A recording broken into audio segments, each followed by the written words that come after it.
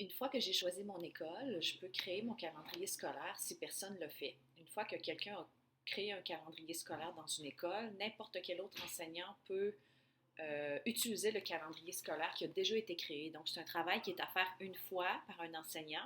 Puis, si le calendrier scolaire est fidèle au vrai calendrier d'école, tout le monde peut l'utiliser par la suite.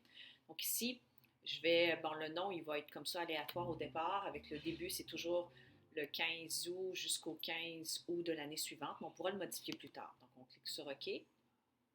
Et là, je dois savoir combien de jours j'ai dans mon cycle. À mon école, j'ai 9 jours. Donc ici, dans le choisir, je vais aller choisir 9 jours par cycle. Je dois trouver la date du premier jour de cycle.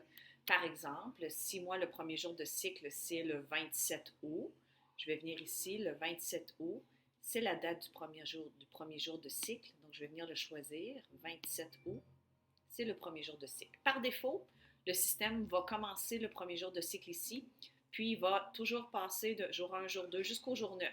Il n'y a pas de congé, donc il me l'a installé comme ça dès le départ. Là, c'est moi après ça qui va aller manipuler les autres dates.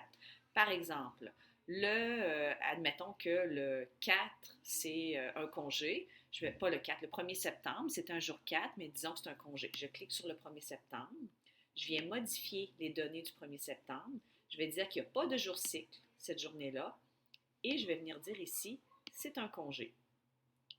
Je clique sur Appliquer et là, automatiquement, le jour 4 est déménagé au 2 septembre et le 1er septembre, c'est un congé.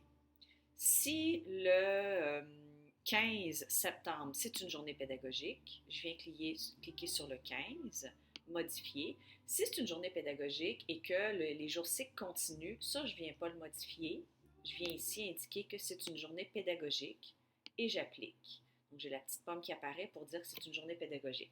Si c'est une journée pédagogique et qu'il n'y a pas de jour cycle, je reclique dessus et là, il aurait fallu tantôt que je clique sur 100 jours cycle.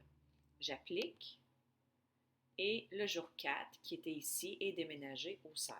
Donc automatiquement, tous les autres jours cycles vont décaler de 1 parce qu'ici j'ai indiqué qu'il n'y en avait pas. Des fois, il y a certaines écoles où est-ce qu'il y a une coupure dans les jours cycles. Dans ce cas-là, ce que je vais faire, c'est que si par exemple ici le 18 septembre, au lieu d'être un jour 6, pour quelconque raison, au lieu d'être un jour 6, c'était le jour 1 qui recommence ici, je vais venir modifier, je vais ajuster manuellement et ici je vais dire c'est le jour 1, c'est pas le jour 6. J'applique, c'est le jour 1 et le jour 2 va suivre logiquement. Donc c'est ce qu'on peut faire avec le calendrier scolaire.